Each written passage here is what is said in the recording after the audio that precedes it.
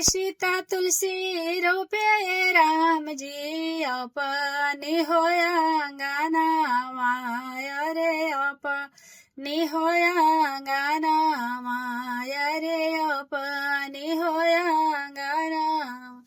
अरे कौन कारण माए राम जी सीता के भेजल बनावा सीता के भेजल बनावा सीता के भेजल बना। अरे नैना ढारी रोए सीता बिचरे मधुबनावा बिचरे मधुबना। अरे गोदिया में खेले राम जी लव कुशला लाना माया रे लव कुशला लाना माया। अरे अवध के राजा राम जी सीता के भेजल बनावा सीता के भेजल बनावा।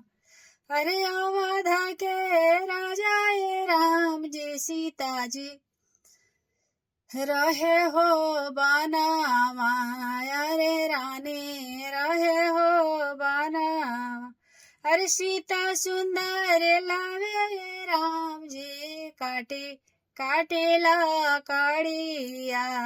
अरे काटेला कड़ी। अरे कौन करमवा के राम जी आता ना हो बस जइया। अरे आता ना हो सजइया।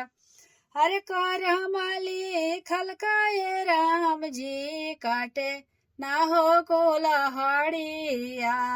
अरे काठ के हो कुल्हाड़ी।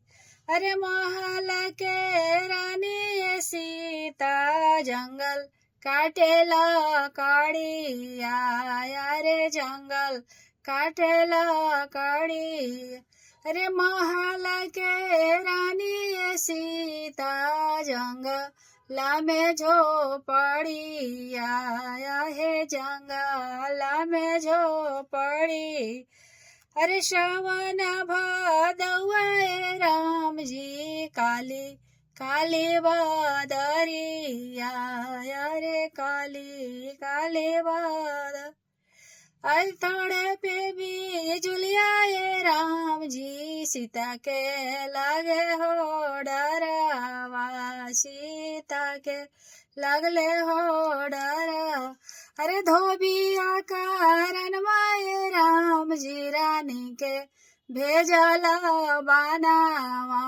रानी के भेजल बनावा रानी के भेजल बना।